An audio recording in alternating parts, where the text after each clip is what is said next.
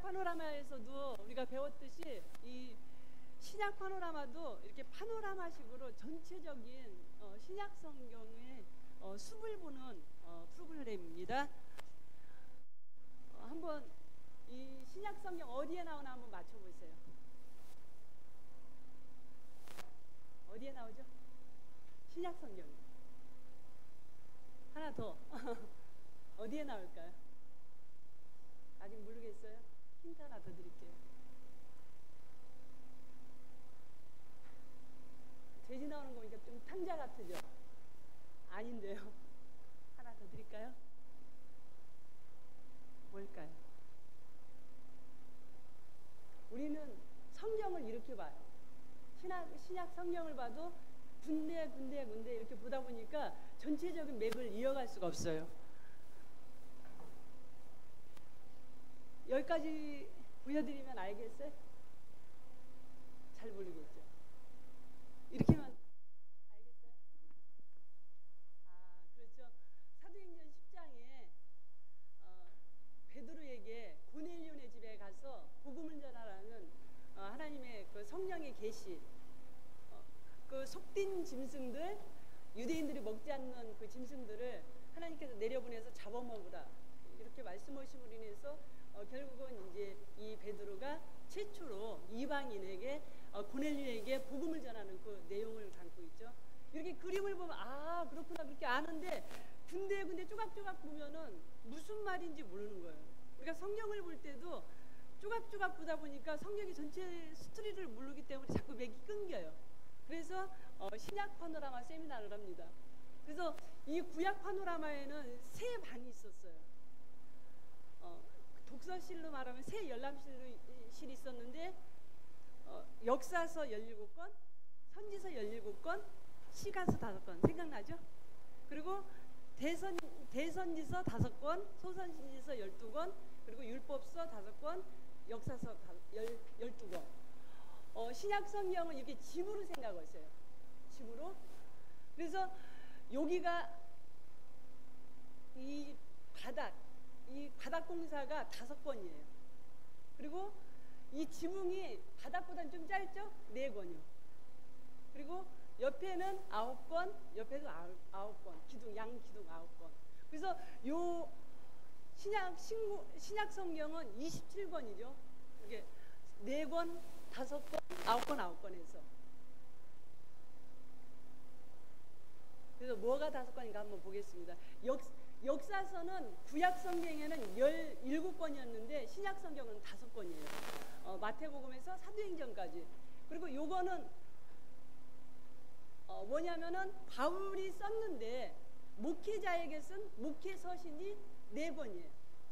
그리고 이제 이 양 기둥이 남았는데 요거는 바울이 썼는데 어디에다 썼냐면은 교회에게 쓴 거예요. 예를 들어서 고린도 교회, 갈라디아 교회, 에베소 교회. 그래서 교회 서신이 9권이에요. 그리고 이쪽에는 일반 서신, 베드로서, 야고보서, 요한 1, 2, 3서, 일반 그 바울 외에 쓴 서신을 일반 서신이라고 그래요. 그래서 결국은 이 바울이 쓴 서신은 4권, 9권에서 바울이 13권을 써서 신약 성경 27권 중에서 13권을 바울이 썼죠.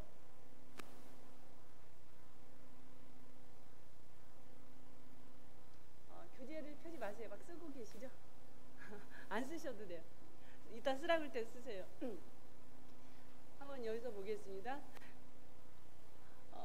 마태복음부터 사도행전까지 뭐라고 그랬죠? 역사서 5권이에요. 그리고 여기 로마서부터 데살로니가 후서까지 바울 서신인데 교회 서신이에요. 교회에게 쓴 편지. 그리고 이쪽은 일반 서신. 그래서 히브리, 야고보, 베드로, 전후서 일반 사도들이 쓴 편지예요. 그리고 이 바울 서신 중에서 4권은 목회 서신, 목회자에게 디모데, 디도, 빌레몬에게 쓴 편지죠. 그래서 신약의 구조는 이렇게 간단하게 역사서 양쪽에 바울 서신, 교회 서신, 그리고 또 일반 서신, 그리고 지붕은 바울 서신 중에서 목회 서신. 이게 이제 구약의 구조입니다. 그래서 이 파노라마는 언제나 구약에도 그랬듯이 역사서를 가운데 중앙 고속도로로 놔요. 그리고 가다가 맛있는 것도 먹고 싶으면 휴게실을 들리죠. 그래서 바울 서신이라는 휴게소를 들릴 거예요. 그리고 일반 서신이라는 휴게소를 들릴 거예요. 그래서 이 바울 서신, 일반 서신은 그 역사서 5권 안에 다 들어있는 서신서죠. 그래서 우리가 이 세미나를 너무 귀한 시간 들여서 세미나를 하는데 이 세미나의 목표가 있어요. 같이 한번 읽어보겠습니다. 첫 번째 시작. 구약 성경에 나타난 주요 인물, 장소, 사건들을 알아본다. 두 번째 시작. 성경에 나타난 주요 인물, 장소, 사건들을 연대순으로 배열한다. 세 번째, 신적인 사건, 움직임들을 찾아낸다. 4번, 핵심 단어들을 알게 한다. 5번, 6번, 구약 성경을 구체적으로 알 수 있도록 돕는다. 7번, 매일 생활 속에 말씀과 기도에 대한 열정을 불러일으킨다. 8번, 신약 성경으로부터 삶의 변화를 일으키는 적용 부분을 이해한다. 이렇게 되기를 원하십니까? 그러면은 규칙이 있어요. 구약 성경은 규칙은 똑같아요. 기록하지 마세요. 기록하라고 할 때 기록하시면 돼요. 그리고 녹음하지 마세요. 제가 저희 수요일 이렇게 홈페이지에 보니까 작년에 우리 배 목사님이 강의연계 올려 있더라고요. 안 되는 건데 신구약 파노라마는 올리는 게 아니에요. 올리는 게 아니고 머릿속에다 넣는 거예요. 그리고 외우려고 애쓰지 마세요. 외우려고 애쓰면 머리가 불이 나요. 그렇다고 해서 잠자지도 마십시오. 그리고 이 규칙은 이제 강사에 의해서만 할 수 있다는 말씀이고요. 그리고 즐기는 것을 두려워하지 마세요. 그렇다고 해서 초상집에 온 것처럼 이렇게 거룩하게 교회에서 어떻게 웃을 수 있냐 이렇게 하셔도 안 돼요. 이렇게 하시면은 우리가 이렇게 이 머릿속에 이 모든 것이 다 기억돼요. 희한하죠? 이 둔필승총이라는 말이 있잖아요. 아무리 글씨를 난필로 써도 이렇게 기억하는 것보다 훨씬 그게 낫다는 말이 있잖아요. 그런데 이 기록하는 것보다 더 나은 게 있어요. 그건 뭐냐면은 반복하는 거예요. 몇 년 전에 이 송자 총장께서 연세대 구 총장께서 와서 이제 교육 세미나를 했는데 이분이 처음부터 끝까지 한 게 반복이에요. 반복. 그래서 우리 집 아이 이름을 잃어버려서 못 부르는 경우가 없어요. 그죠? 왜냐면 날마다 반복해서 우리 아이 이름을 부르기 때문에 잃어버리지를 않는 거예요. 그래서 우리는 날마다 하나님의 말씀은 계속 반복적으로 봐야 되고 반복적으로 읽어야 되고 반복적으로 묵상해야 돼요. 이제 시작하겠습니다. 시작하는데 오늘은 보너스 시간이에요. 구약과 신약 사이에 400년이라는 침묵기가 있어요. 말라기에서 마태복음까지는 한 페이지가 왔다 갔다 하지만 그 페이지는 400년이라는 엄청난 긴 기간이에요. 이게 다윗의 별이죠. 이건 예수님의 십자가죠. 구약 파노라마 율동을 다 외우세요? 다 외우실 수 있어요? 예? 우리 윤 집사님? 김 집사님 아니에요? 제가 2005년도에 광양에 예담교회라고 있거든요. 그 감리교인데 거기 이제 구약 파노라마 강의를 갔었어요. 근데 2006년도에 또 오라 그래서 이제 신약 파노라마 강의를 갔어요. 그런데 강의를 하기 전에 목사님이 그러시는 거예요. 전사님 잠깐만요. 왜요? 그랬더니 잠깐만 내려오시라고. 그러더니요. 어떤 집사님이 딱 나오더니 참 좋다라고 하면서 이제 그 율동을 다 하는 거예요. 그래서 목사님 어떻게 된 거예요? 그랬더니 구약 파노라마 끝나고 나서요. 모든 교인이 축도하기 전에 참 좋다라 홍수 민족들을 1년을 했대요. 그러니까 제가 신약 파노라마 하러 가니까요. 다 하는 거예요. 그 뒤로 부르지를 않아요. 저는. 다 외웠다는 거예요. 필요 없다는 거예요. 제가 먼저 교회에서 1년에 꼭 구약 파노라마 파노라마, 신약 파노라마 한 번씩 해줬어요. 왜냐면은 3월달에 제자훈련 하시는데 가장 힘든 게 뭐냐면은 성경이 안 읽혀지는 거예요. 숙제는 있는데. 그래서 구약 파노라마 하고 이제 성경을 읽게 하고 또 여름방학 때는 신약 파노라마 하고 그걸 계속 반복적으로 했어요. 근데 어떤 집사님이 딴 분들은 한 4-5번을 들으러 와요. 대단하신 거죠. 그런데 어떤 집사님은 한 70대 집사님이신데요. 안 와요. 집사님이 다 알아요? 저는 다 알아요. 구약 77개, 신약 77개, 이걸 좀 다 알아요. 어떻게 하세요? 그랬더니 거기서 이제 홈플러스까지 거리가 한 40분에서 50분 거리가 돼요. 그런데 이 집사님이 늘 이렇게 시장, 운동 삼아서 이 색을 하나 가지고 시장을 보러 가는데, 걸어가는데 창조, 타락, 홍수, 민족도 이러면서 간다는 거예요. 제가 구약을 한 5분 내에 싹 요약하고 율동을 테스트하겠습니다. 셋째, 하나님이 천지를 창조하셨습니다. 인간이 타락을 했죠. 타락한 인간들이 번성하면서 죄도 같이 번성을 했죠. 하나님께서는 지구가 간영한 이 세상을 차마 볼 수가 없어서 홍수 심판을 내리셨죠. 홍수 심판을 내린 후에 노아의 8식구를 통해서 다시 새 세계를 열어가요. 근데 그 새 세계를 열어가는데 그것도 많은 사람들이 번성함으로 인해서 바벨 광야에 바벨탑을 쌓기 시작하죠. 그래서 하나님께서 내려오셔서 언어를 혼잡게. 그리고 나서 하나님께서 지금으로부터 4,000년 전, 저 지금 우르라고 할게요. 뒤에 페르시아만 있고 4,000년 전 창세기 3장 15절 여자의 후손을 통하여서 메시아를 보낸다 그랬죠.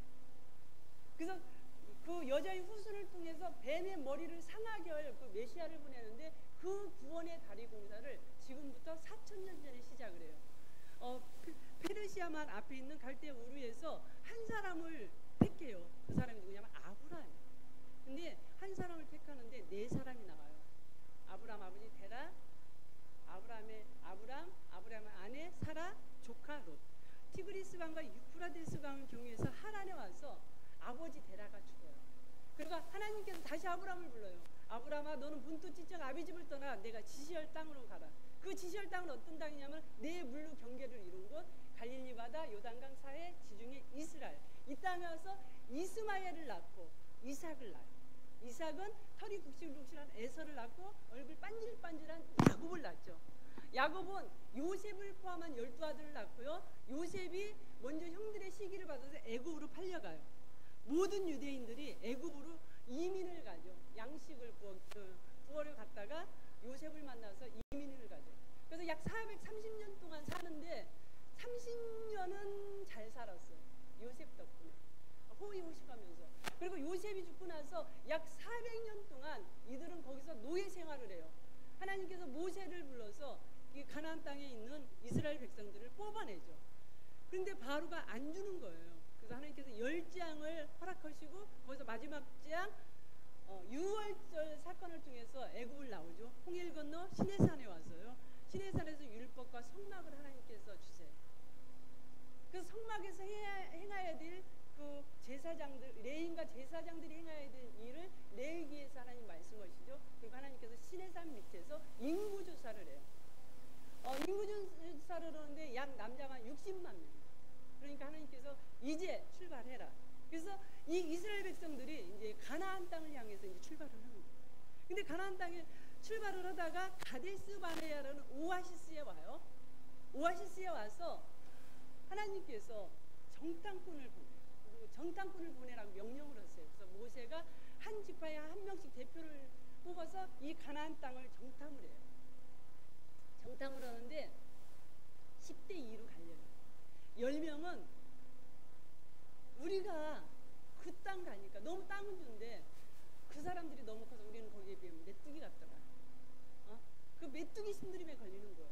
그때 여호수아와 갈렙은 아니다, 그들은 우리의 밥이다.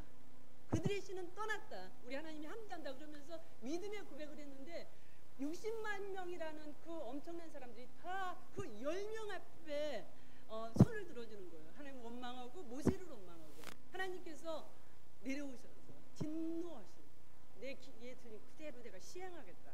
그래서 하나님께서 이 40년이라는 기간을 허락해요. 40일을 정탐을 했는데 40년 동안 이 광야에서 방황하게 만들어요. 그리고 이 원망한 그 40만이 다 죽여요.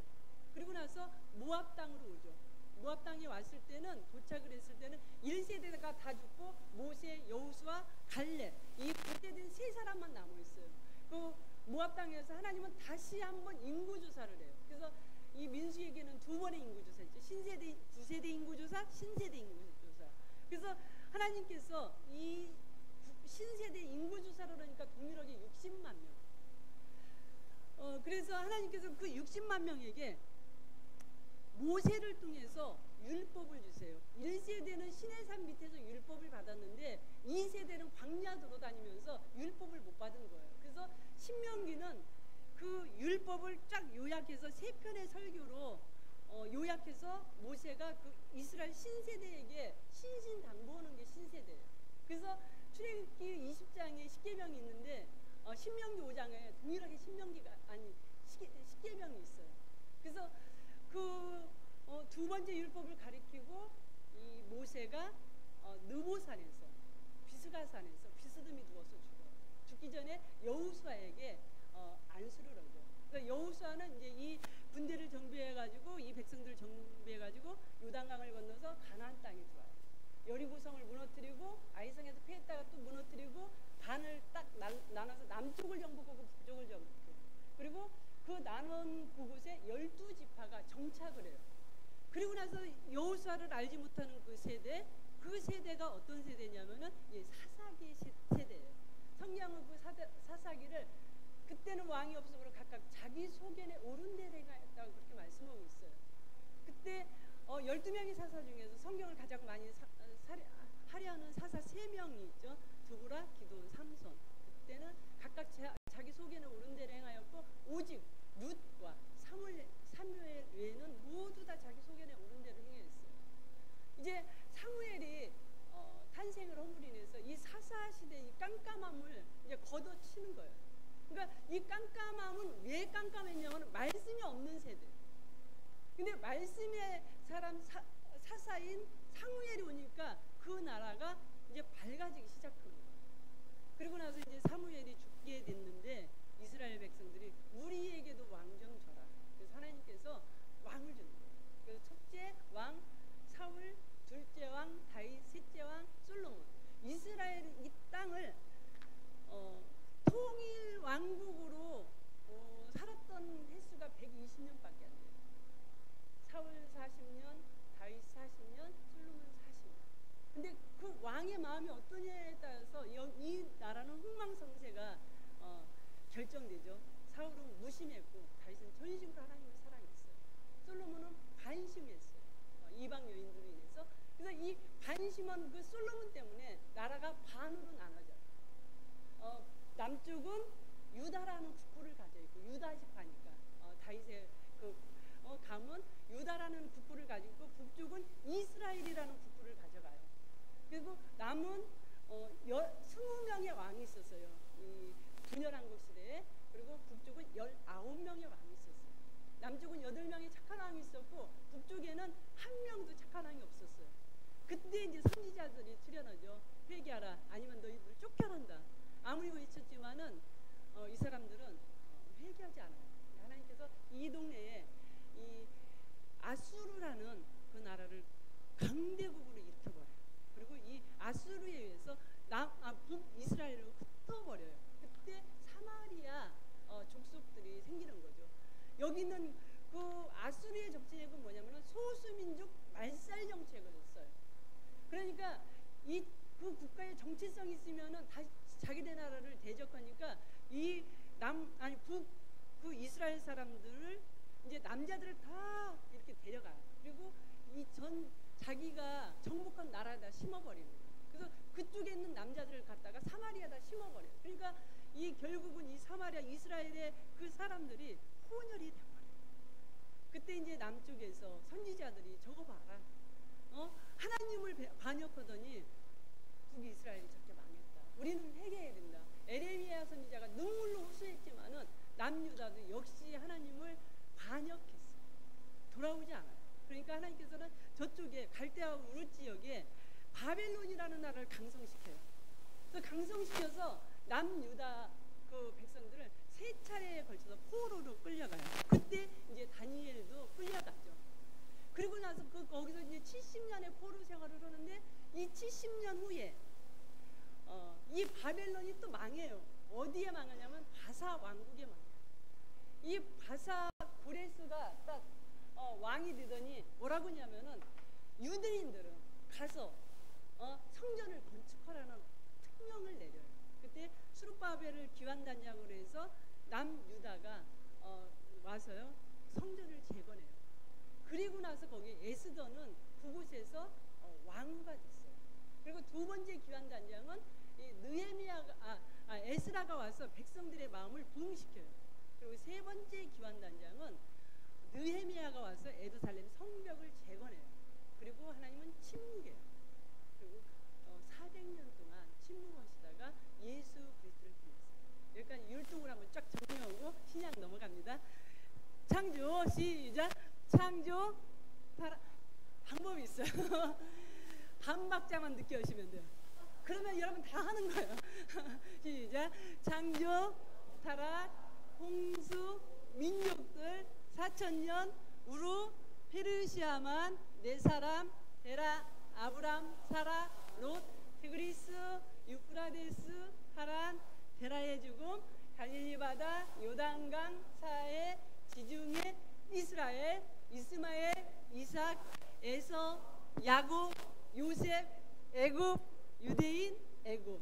400년 속박, 모세, 내 백성을 보내라, 안돼, 열재앙, 유월절, 홍해, 시내산, 율법, 성막, 레인가 제사장, 오제사, 칠절기, 인구조사, 가데스, 바네아. 12정탐꾼, 방황, 죽음, 모압, 모세, 두 번째 율법, 죽음. 여호수아, 요단강, 여리고, 분할, 정복, 남북, 분할, 정착, 12지파, 사사, 400년, 두보라, 기드온, 삼손, 각각 자기 소견에 옳은 대로 행하였더라. 오직 룻과 사무엘 외에는 통일왕국 120년, 사울, 무심, 다윗, 전심, 솔로몬, 반심. 분열왕국 400년, 남북, 유다, 이스라엘, 20, 19, 8, 0. 선지자와 회개하라, 아니하면 쫓겨나리라. 아수르, 이스라엘, 흩음. 바벨론, 유다, 포로 70년. 바사, 유다, 기환, 수룹바벨 성전, 에스더, 왕후, 에스라, 백성들, 느헤미야, 성벽, 400년, 침묵, 그리스도. 너무 잘하셨어요. 왜 이걸 이렇게 했냐면은 이거를 알아야 신약을 넘어가요. 왜 침묵 시대가 있었는가를 우리가 구약을 이해함이 없으면은 침묵 시대를 이해할 수가 없어요.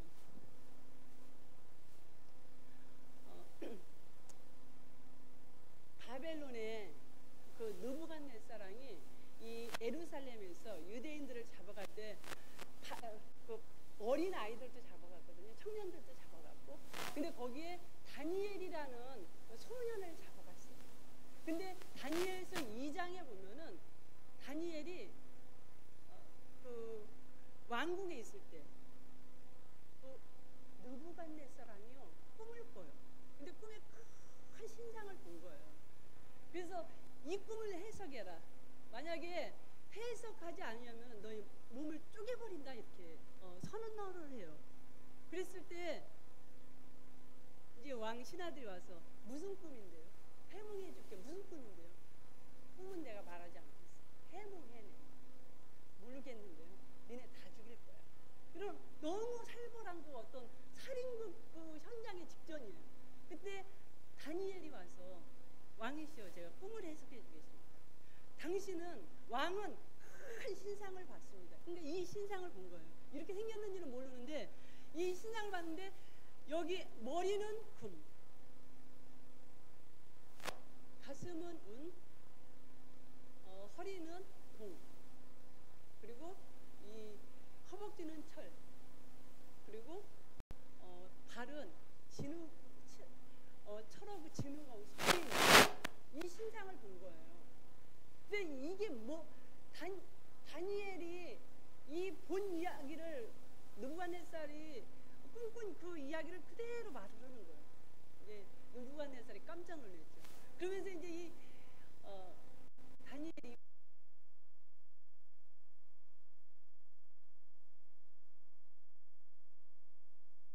바벨론이 상당히 강성하잖아요. 지금 거의 막 이 근동 지역을 다 제패했잖아요. 근데 이 머리가 금의 나라가 바벨론이라는 거예요. 바벨론이 끌어갔죠, 유대인들을. 그랬는데 이 바벨론이 망한다는 거예요. 어디에 망하냐면 이 바사 왕국, 바사 왕국인데 고레스 9년에 유대인들 구약이다. 우리가 나오는 이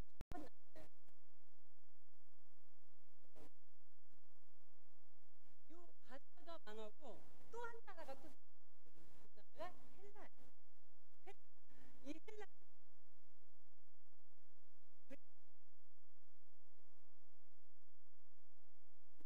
근데 이 헬라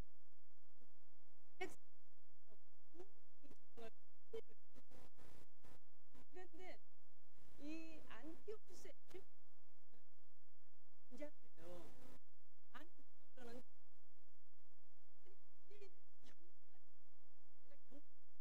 그래서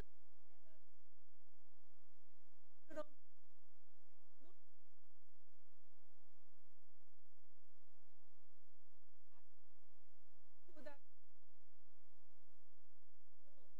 법에 그러니까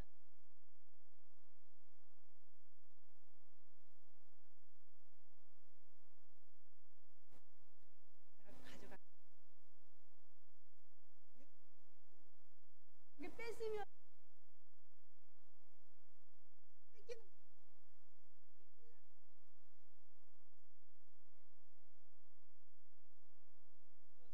술병 들고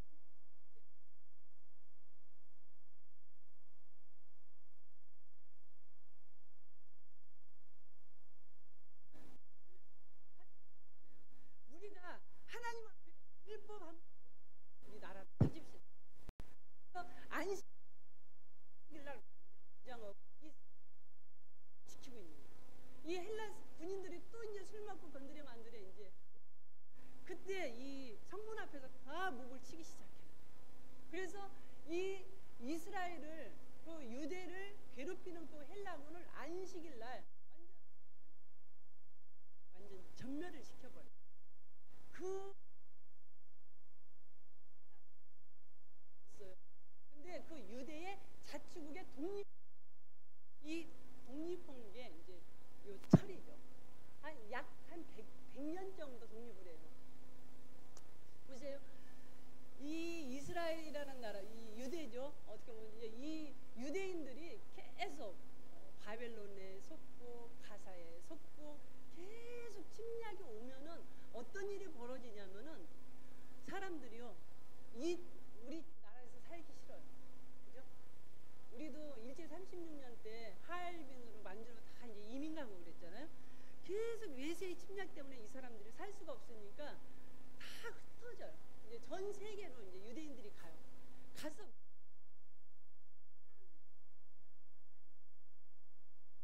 회당을 져서 거기서 안식일마다 회당 예배를 드리기 시작해요. 이때. 그리고 요 이제 헬라가 무슨 일을 하냐면은 정복한 나라마다요 교육을 학교를 져서 모든 사람들에게 헬라어를 가르쳐요. 그래서 지금 예수님이 오실 당시에 어떤 상황이냐면은 모든 나라가 헬라어가 공용어가 되는 그런 상태였어요. 그리고 이제 이 이스라엘이 예수님 모시기 60년 전 로마에게 도망했어요. 로마에게. 그래서 이 로마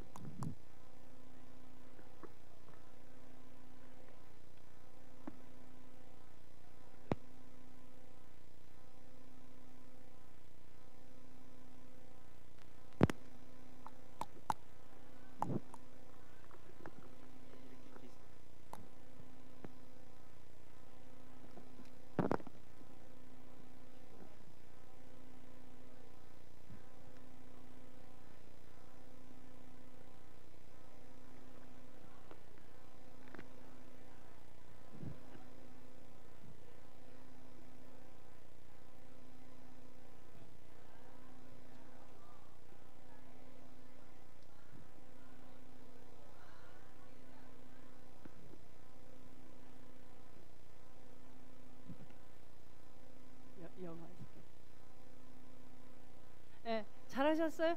그러면 노트에다 한번 쓰세요. 책에다 이제 쓰세요.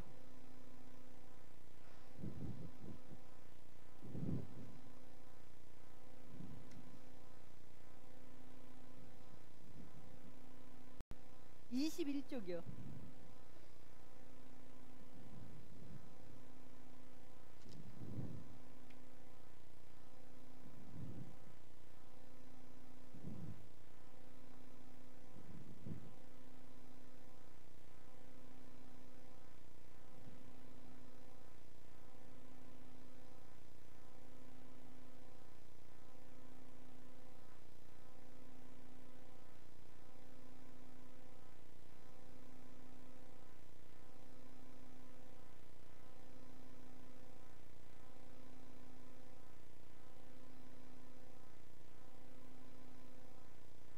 다 쓰셨죠? 그럼 넘어가겠습니다. 근데 이제 어느 나라라도 정치인들이 있어요. 예나 지금이나 야당이 있고 여당이 있어요. 그래서 헬라 시대 때 정치인들이 있었는데 이쪽은 여당이고 이쪽은 야당이에요. 산헤드린이 있어요. 산헤드린 아시죠? 니고데모가 산헤드린 공의원이었었죠. 이 산헤드린 공의원은 뭐냐면은 형사와 민사를 그 재판권을 행사하던 이 최고 법정기관이에요. 유대 이스라엘 최고의 법정기관. 그래서 이 산헤드린 공의원은 70명 플러스 대제사장 1명에서 71명의 산헤드린 공의원이에요. 이 사람들이 언제 생겼냐면은 헬라 시대 때 여당이에요.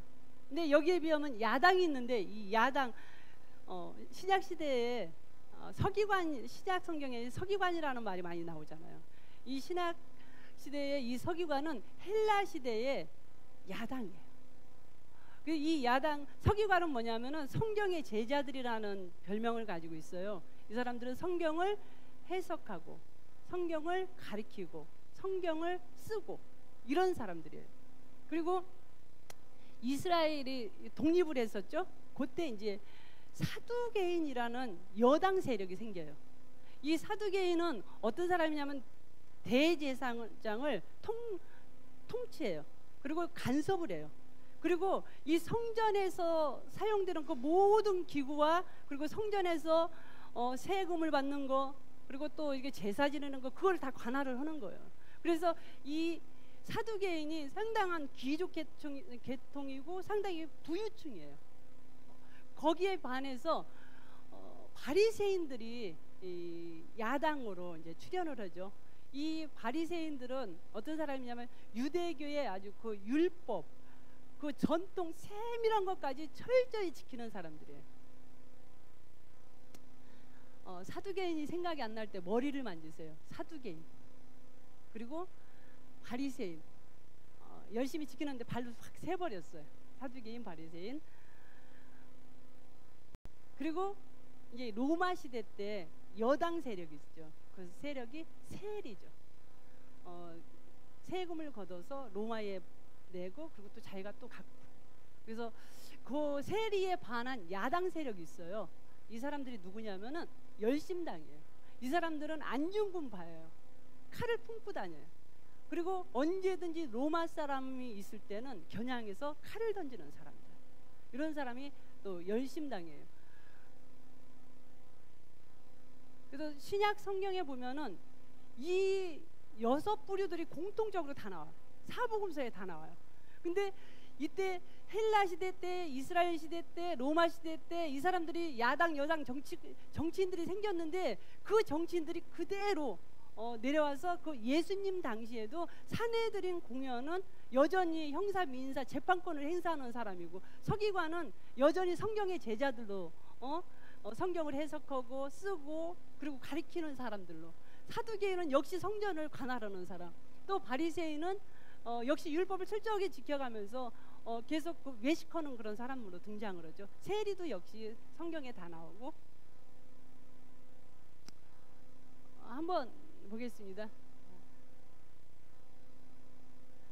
하나님의 율법을 해석하며 그것을 가르치고 기록하는 성경의 제자들 누구라 그랬죠? 네. 이스라엘 전역에서 민사와 형사적 재판을 행사하던 71명으로 구성된 유대인 최고법정, 사내들이, 그리고 대제사장을 통제하고 예루살렘 성전을 감독하는 배타적인 귀족계급, 사두개요. 그리고 유대교의 모든 율법적 전통이라면 세부적인 것까지도 엄격하게 지키는 중간 계층에 속한 유대주의의 거대한 조류, 바리새인.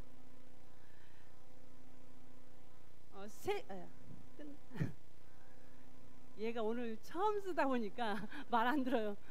세금 내기를 거부하는 사람 열심당, 세금 잘 내는 사람, 세리. 이것도 또 율동으로 정리하겠습니다. 배운 거 없는 것 같은데 율동은 있습니다. 정치 세력은 언제나 이렇게 가요. 이렇게 안 가요. 정치 세력, 사내들이는 이렇게 도프를 입죠. 사내들이 서기관. 이제 모션을 절을 따라 서셔야 돼요. 이쪽이 여당이에요. 이쪽이 야당이에요. 그러니까 내가 이쪽으로 하면 이쪽으로 오셔야 돼요.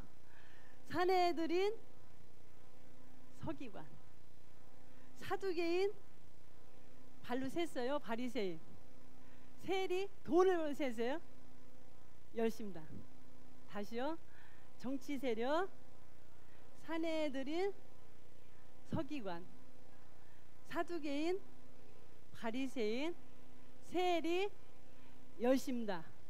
두 분씩 짝쳐서 한번 해보세요. 정치 세력부터.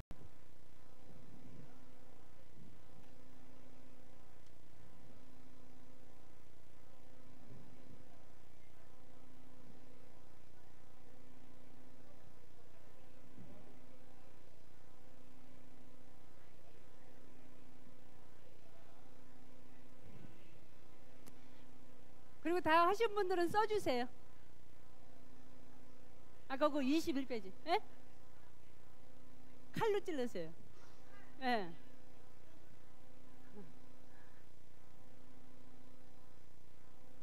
써주세요.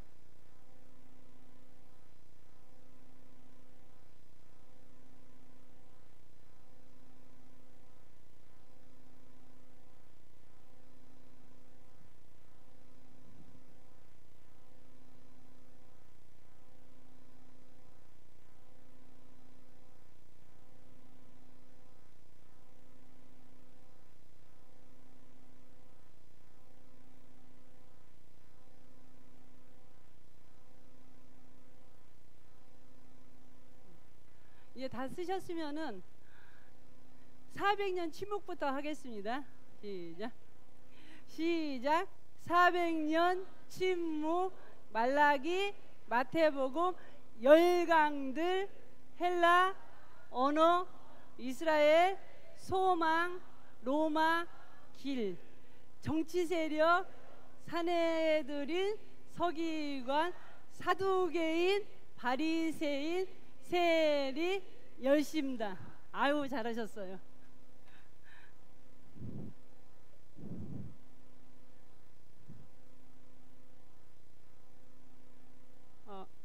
이제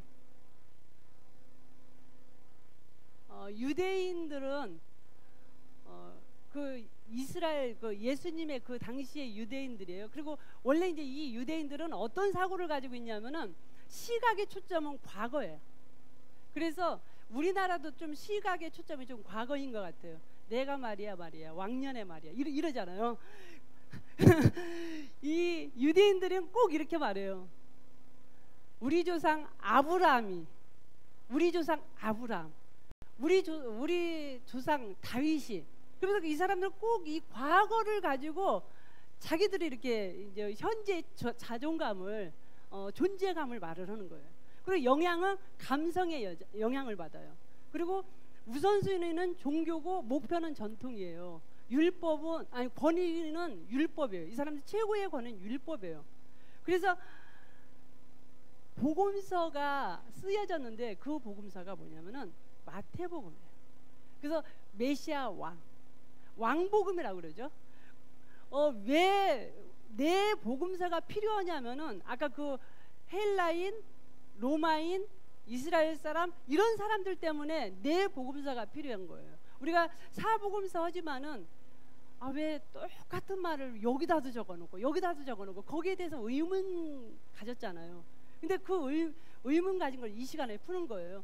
그래서 이 유대인을 위해서 마태가 성경을 하나 썼는데 그게 바로 마태복음인데, 이스라엘의 조상이 누구라 그랬죠? 아브라함. 그리고 유대인들이 최고로 존경하는 왕이 누구라 그랬죠? 다윗 왕. 그래서 이렇게 시작되는 거예요. 마태복음 1장에 아브라함과 다윗의 세계, 다윗의 자손 예수 그리스도의 세계라. 아브라함이 이삭을 낳고 이삭이 야곱을 낳고, 그러면서 그 아브라함부터 이렇게 시작되는 거예요. 그러니까 우리가 생판 예수를 모르다가 딱 성경을 읽으면은, 저도 성경을 읽다가 딱 느낀 게 뭐냐면은, 성경은 산부인과인가? 왜 이렇게 낳고 이런 생각이 드는 거예요. 근데 우리는 그 유대인의 사고가 아니기 때문에 거기에 대해서 잘 모르는 거예요. 그래서 이제 이 유대인들이 가장 이제 프라이버시를 가지고 있는 게 뭐냐면은, 우리 하나님께서 우리를 애굽 바로왕을 멸망시키고 우리를 건져냈다는 것에 대해서 상당히 이 프라이버시를 가지고 있어요. 그래서 예수님을 어떻게 등장시키나 보세요. 예수님이 탄생을 해요. 1장에. 2장에 예수님이 애굽으로 가세요. 어디서 생각나는 거 아니에요? 구약 출애굽기 애굽에서 불렀죠. 그리고 3장에 뭐를 하냐면 세례를 받아요. 예수님이. 이스라엘 백성이 애굽에서 나오면서 홍해에서 세례를 받았다. 그러면서 고린도전서 10장에 물과 구름 가운데 세례 받았다고 그래요. 예수님 3장에 세례를 받아요. 그리고 4장에 예수님이 광야로 나가요. 이 사람들이 홍해를 건너서 광야로 나가요. 광야로 나가서 시내산에서 율법을 받아요.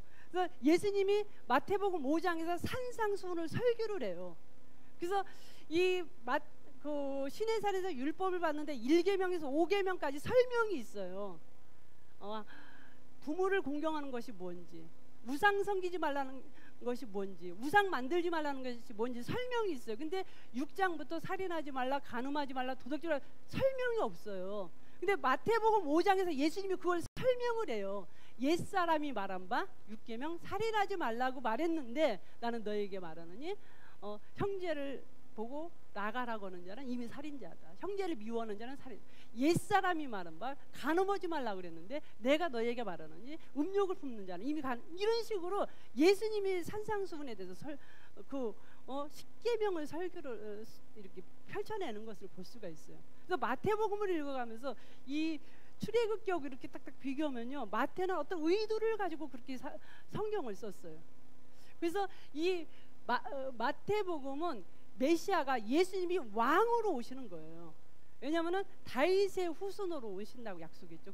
그래서 이 마태복음 1장의 족보는 왕의 족보잖아요. 그래서 14대 14대 14로 가죠. 14라는 소리는 다윗이라는 소리죠. 알파벳으로 그 히브리어 알파벳으로 달렛이 6번째 글자예요. 네 번째 글자고 와우라는 글자가 6번째 글자예요. 달렛이 4번. 그래서 달렛, 와우, 달렛 이게 다윗인데 다윗은 4, 6, 4에서 14가 되는 거예요. 그래서 14, 14, 14라는 것은 우리 예수님은 이 다윗의 이 왕족에서 나왔다, 그런 어떤 자부심을 가지고 족보를 마태는 기록을 한 거죠. 그래서 이 족보는 다윗과 아브라함에 대한 이 족보를 기록해 놓은 걸 볼 수가 있어요. 그리고 이제 거기에 이제 로마인이 있었죠. 이 로마인은 뭐냐면은 이 사람들은 현재가 중요해요. 지금 당장 뺏어야 되고 지금 당장 전쟁해야 되고, 그리고 이 사람들의 영향은 의지에 행동하는 사람들이에요. 로마 사람들은. 그리고 우선순위는 건축이에요. 그래서 건축도 많이 했고 길도 많이 닦았죠. 그리고 목표는 더 많은 나라를 지배하기를 원해요. 그리고 그때의 최고의 권위는 시저, 황제가 최고의 권위자예요. 그래서 이 황제가 최고의 권위자고 많은 노예들을 잡아오죠. 그래서 이 로마 시민의 50%에서 60%가 종들이었었어요. 그러니까 로마 사람들에게 가장 쉽게 접근할 수 있는 게 뭐냐면 종. 예수님은 이 땅에 섬기는 종으로 오셨다. 그래서 그 종으로 오셔서 우리를 위해서 죽기까지 섬겨주셨다. 그래서 마가복음을 종복음이라고 그래요. 노예복음이라고 그렇게 말을 하죠. 그래서 이 종에게는 족보가 필요 없는 거예요. 그래서 마가복음에는 족보가 없어요. 아무리 봐도 마가복음은 왜 족보가 없어? 여기는 이거는 이 로마인을 향해서 쓴 그 편지기 아니 성경이기 때문에 족보를 기록을 안 해놓죠. 그다음 이제 이 헬라인들은 상당히 문화를 중요시했죠. 그리고 이 사람들은 시각의 초점은 미래예요. 미래이기 때문에 이 사람들은 늘 가는 곳곳마다 학교를 져요. 그리고 철학을 가르치고 인문학을 가르치고, 그래서 이 헬라 사람들은 미래지향적이고 영향은 지성의 영향을 받아요. 그래서 이 사람들은 우선순위는 교육이에요. 그래서 지배하고 정복하는 나라마다 교육을 시키는 거죠. 그리고 목표는 교양이고 권위는 문화예요. 그래서 이 헬라인을 위해서 성경을 썼는데 그 성경이 무슨 성경이냐면은 누가복음이에요. 완전한 인간. 그래서 누가복음 3장에 예수님의 족보가 나오는데 이 족보는 올라가는 족보죠. 이 마리아에서 올라가는 족보인데, 그럼 아브람까지 올라가면 아브람은 누가 낳았어? 아브람은 데라. 그럼 데라는 누가 낳았는데? 그럼 이렇게 쫙 올라갔어. 이제 아담? 그럼 아담은 누가 만들었는데? 그래서 이 누가복음의 족보는요 하나님까지 올라가요.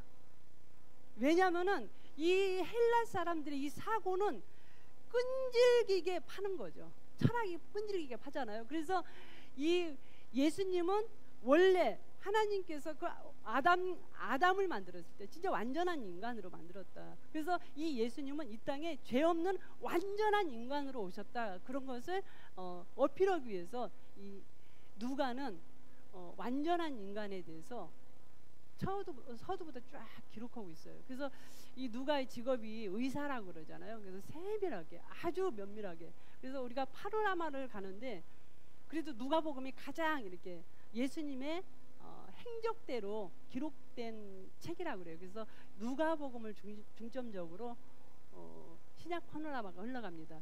그리고 이제 그리스도인 우리죠. 우리의 시각의 초점은 어디죠? 어딘 것 같아요?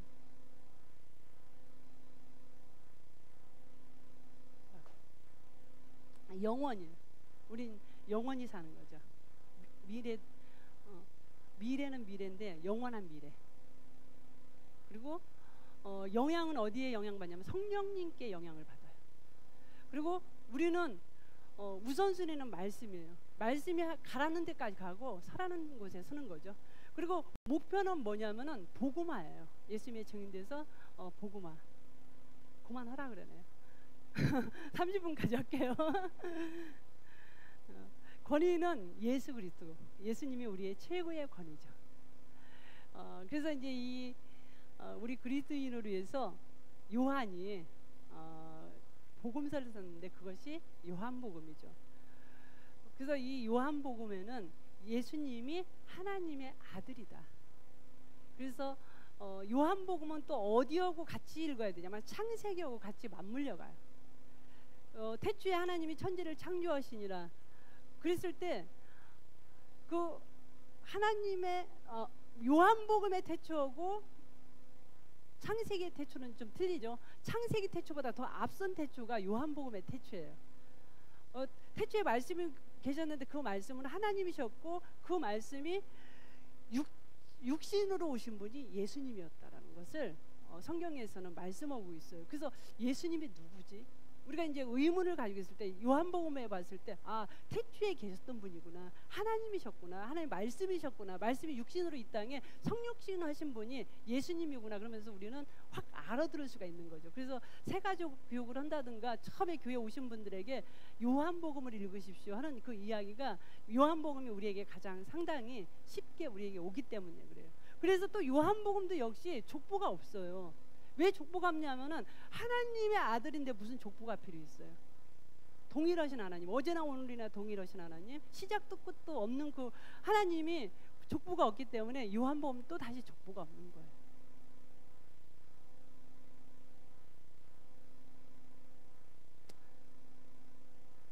우리 다 같이 한번 같이 읽어보겠습니다. 시작.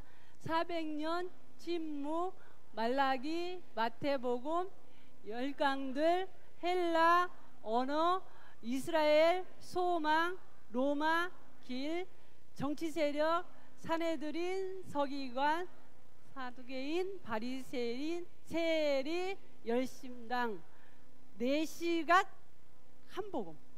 네 사람이 시각은 틀렸어요. 마태도 마가도 누가도 요한도 이 시각은 틀렸지만 한 복음, 예수 그리스도에게 초점을 맞췄다는 거예요. 그래서 이 하나님께서 이 400년 이 침묵기를 통해서 비록 그 400년 동안 하나님께서 선지자도 보내주지도 않고 어떤 말씀도 안 하셨지만 이 400년 동안 하나님은 엄청난 그 일을 행하셨다는 거예요.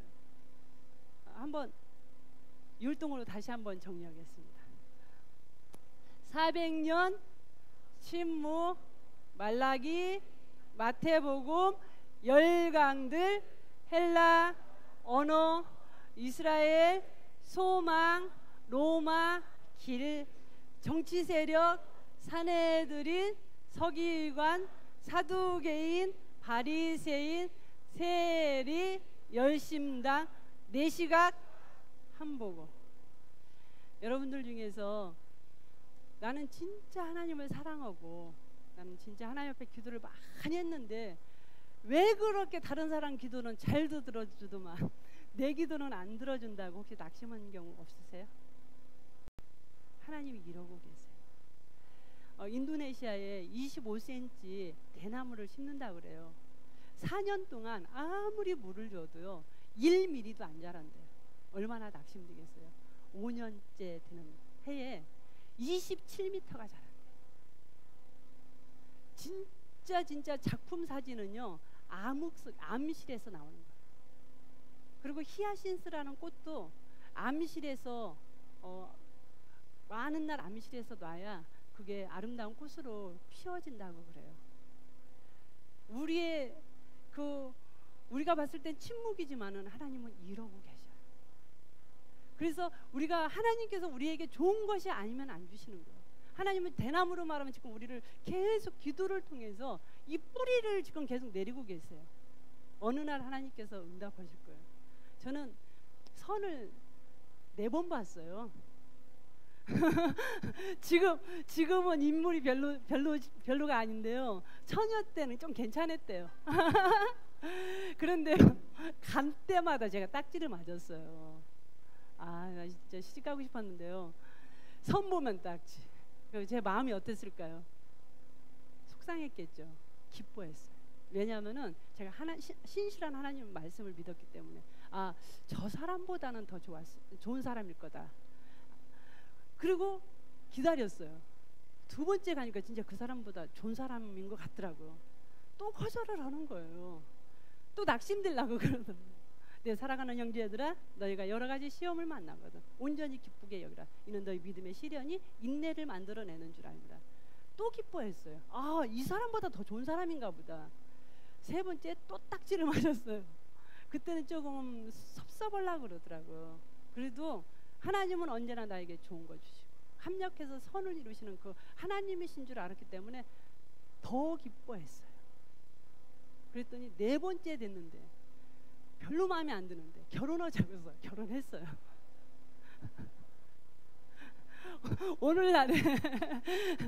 오늘날에 그 사람하고 사는데 딴 거는 몰라도 사역하기는 상당히 편하더라고요. 오늘날을 위해서 하나님이 예비하신 것 같아요. 여러분들 기도 응답이 안 될 때마다 우리가 가져야 될 태도는 기뻐하는 거예요.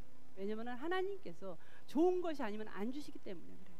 400년 동안 하나님은 우리는 아무리 봐도 이스라엘 사람들 얼마나 답답했겠어요. 그렇지만 하나님은 그 침묵 속에서 엄청난 일을 하셨어요. 그 침묵 속에서 하나님께서 언어도 통일시켜 놓고 길도 닦아 놓고 회당 예배를 통해서 또 바울이 가서 전도할 수 있는 모든 토대를 딱 마련해 놓으니까 이 바울이 전도를 딱 하려고 딱 뜨니까요. 다 준비가 된 거예요. 그래서 그 짧은 기간에 바울이 엄청난 복음을 전할 수가 있었던 거예요. 우리가 모든 것, 하나님은 우리에게 모든 것 좋은 것 주시는 하나님, 신실하신 하나님, 좋은 것이 아니면 안 주시는 하나님. 우리 목사님이 옛날에 그 어떤 자매인지는 모르는데 좋아했다고 그러잖아요. 그때 결혼했으면 큰일 난 거예요. 우리 신실하신 사모님 못 만난 거예요. 그때 응답 안 받길 다행이에요. 여러분 그렇게 생각하세요. 아, 하나님 나를 너무너무 사랑해서 아직 응답을 안 주시는구나. 하나님께서 나를 너무 사랑해서 나에게 언제나 좋은 것만 주시는구나. 이렇게 생각하시면은 우리가 시험 들 일이 없을 것 같아요. 안 넘어가니까 그만하라는 것 같아요. 이 시간에 그 신실하신 하나님 앞에 때로는 우리가 불평도 했고, 때로는 원망도 했고, 때로는 너무너무 속상했지만은 이 시간에는 우리가 그 하나님 앞에, 안 주시는 하나님 앞에 한번 감사했으면 좋겠어요. 하나님 아직 응답 안 해주셔서 감사해요. 하나님 왜 내